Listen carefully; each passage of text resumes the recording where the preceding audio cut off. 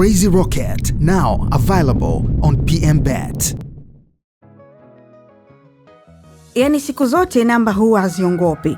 Licha ya kuruhusu bao moja mbele Esperance ya Tunisia katika mechi ya kundi D ya Ligi ya Mabingwa Afrika, lakini dakika 90 alizotumika kwa mara ya kwanza kwa kipa mpya wa Simba Djibrila Kassali zimembeba kutokana na kazi kubwa aliyoifanya jijini Tunis.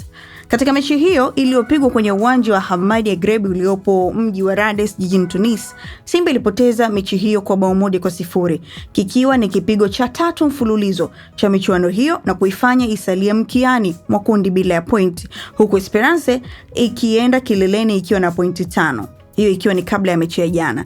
Lakini Kassali alisajiliwa na Simba kupitia dirisha dogo lililowazi hadi Januari 30 kuchukua nafasi ya Musa Kamara anayejiuguza goti. Alicheza kwa dakika zote 90 mechi hiyo ya 3 kwa Simba katika hatua ya makundi. Kipa huyo raia wa Niger aliokuwa michomo mitatu ya hatari, huku akionekana mtulivu langoni licha ya changamoto ndogondogo zilizoonekana hasa za kimawasiliano na ukuta wake, huku akiwa na asilimia 0.08 ya kulinda lango kulinganisha na kipa Esperance Ben Saidi aliyekuwa na 0.04.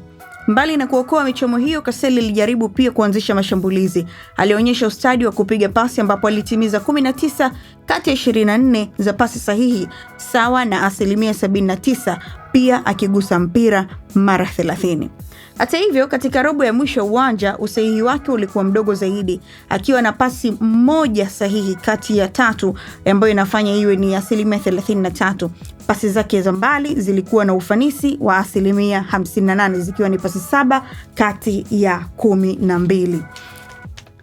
Lakini ni ngumu kumtupia lawama kwa bao ambalo aliruhusu katika mechi hiyo. Yalikuwa ni makosa ya beki wa kulia Shomari Kapombe ambaye alizidiwa ujanja na Mbwakinabe Jack Diarra kufuatia pasi ya Ben Hamida. Hata hivyo, Kassali bado ana dakika 90 nyingine weekend ijayo dhidi ya hao Esperance ambao Simba inahitaji ubora wake ili kufufua matumaini ya kutinga robo finali ya Ligi ya Mabingwa Afrika, licha ya kuvurunda katika mechi 3 za kwanza na kuweka rekodi mbovu zaidi. Simba ilianza kwa kupoteza 1-0 mbele ya Atletico ya Angola ikiwa nyumbani, kisha kulala ugenini kwa mabao 2-1 ilipoumana na Stade Malien ya Mali kabla ya kipigo cha juzi kilichozidi kuiweka pabaya.